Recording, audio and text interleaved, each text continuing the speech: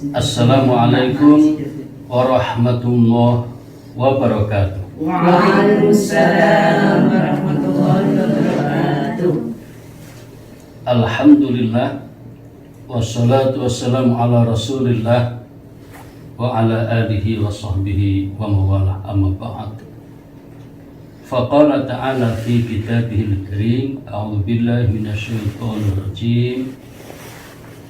Ya ayyuhalladzina amanu taqullaha wal tanzur nafsum ma qaddamat lighad wattaqullaha innallaha khabirum bima ta'malun.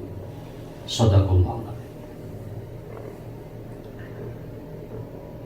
Alhamdulillah, pada pagi hari ini dalam suasana yang cukup segar, udara di Batu,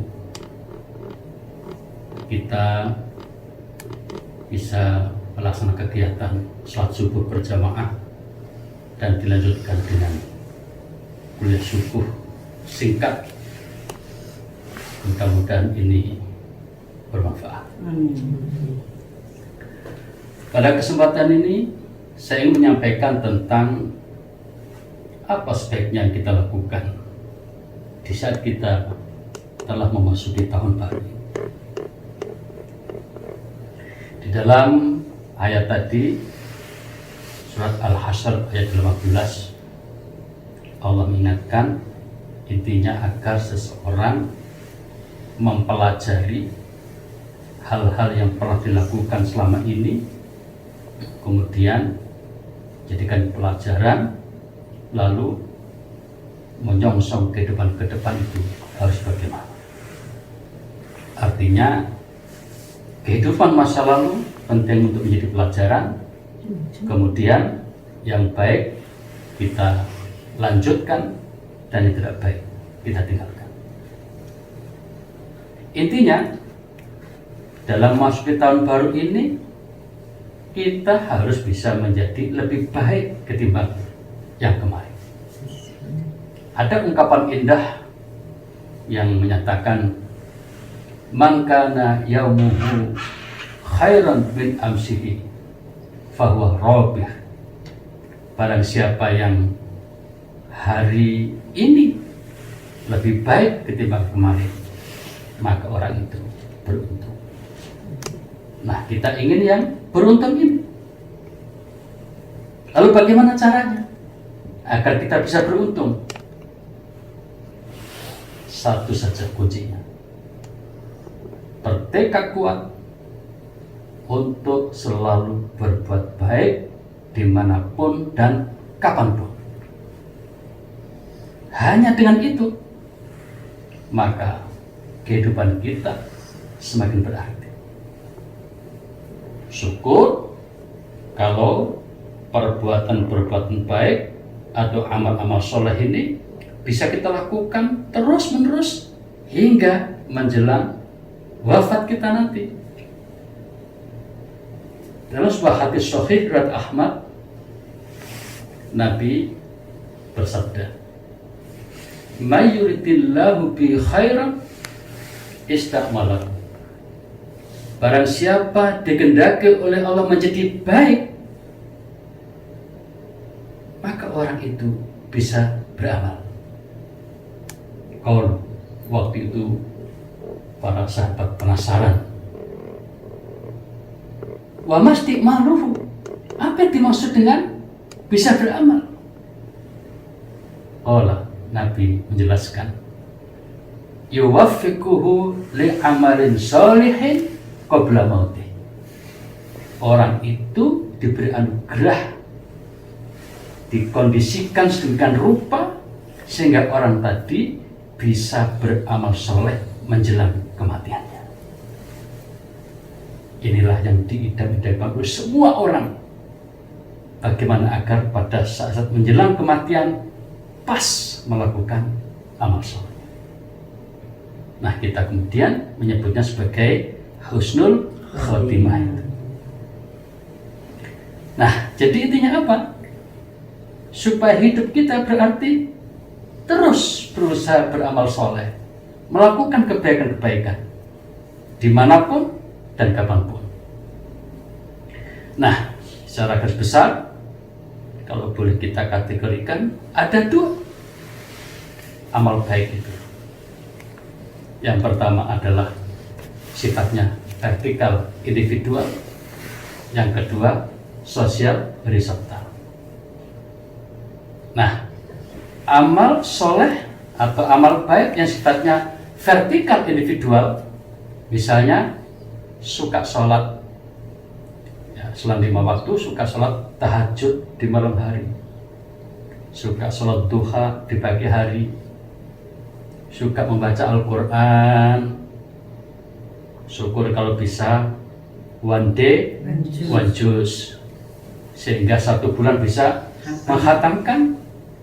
Dan ini anjuran Nabi dalam hadis Sahih Bukhari yang bersabda, Iqra'il Quran fi syahrin, bacalah Quran hingga khatam dalam 1 bulan. Nah, ini ketika dilakukan termasuk bagian dari amal baik yang sifatnya vertikal individual. Juga banyak berzikir ya. Kalau malam hari banyak istighfar, itu termasuk vertikal individual. Nah, kemudian masih ada lagi yang namanya amal baik sosial horizontal. Seperti apa? Berbuat baik pada orang. Misalnya ketika ada orang buta mau menyeberang, lalu kita tuntun ke tempat yang diinginkan. Ketika di sebuah tempat, mungkin di perumahan, ada orang bingung mana alamat si A si B, kita tunjukkan ini alamatnya, kalau alamatnya di situ. Dan juga bisa membantu dengan cara yang sifatnya materi. Ketika ada orang sakit ingin ke dokter, ke rumah sakit, tidak punya uang, kita bantu jika kita punya, dan lain sebagainya. Termasuk yang ringan adalah suka bersikap ramah dan tersenyum ketika berhadapan dengan orang. Dalam sebuah hadisnya Nabi bersabda, tabassumuka fi wajhi akhika laka sedekah. Senyummu kepada saudaramu itu adalah sedekah. Nah, ketika seseorang sanggup mengkondisikan dirinya untuk bisa selalu beramal soleh, beramal baik, baik secara vertikal, individual maupun sosial horizontal, maka lama-kelamaan akan sanggup membentuk pada dirinya soleh secara individual maupun sosial. Jadi intinya adalah berjuanglah, bertekadlah untuk bisa selalu berbuat baik dimanapun dan kapanpun. Nah, peringatan penting, jangan sampai kita hidup ini hanya mengejar nama baik. Yang penting adalah amal baik, bukan nama baik. Kalau orang mengejar nama baik, biasanya orang ini ketika berbuat kebaikan tidak tulus, tapi ya demi pencitraan. Karena apa? Untuk meraih ambisinya itu. Itu kalau orang mengejar nama baik. Tapi kalau orang ingin selalu berbuat baik, maka yang diinginkan adalah ridho Allah Subhanahu wa Ta'ala. Nah, oleh karena itu maka hal penting yang perlu kita catat adalah kejarlah amal baik, jangan sekedar mengejar nama baik. Ketahuilah bahwa ketika seseorang beramal baik dengan sungguh-sungguh, dengan tulus, otomatis nanti namanya jadi baik di depan Allah, di hadapan manusia. Nah, yang terakhir, supaya kita ini bisa istiqomah dalam beramal baik, istiqomah dalam berbuat kebajikan, seorang ulama yang bernama Syekh Zainuddin Al-Malibari dalam kitabnya Irsyadul Ibad mengajari kita supaya suka berdoa dengan doa Allahumma inna nas'aluka husnal khatimah wa na'udzubika min su'il khatimah. Bisa? Sama-sama? Coba Allahumma inna nas'aluka husnal khatimah wa na'udzubika min su'il khatimah.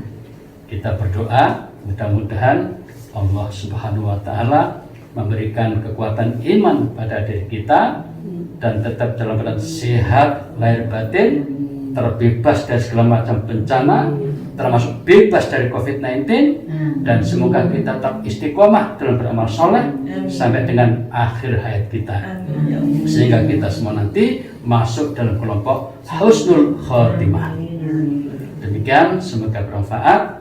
Terima kasih. Billahi taufiq wal hidayah. Wassalamualaikum warahmatullahi wabarakatuh. Waalaikumsalam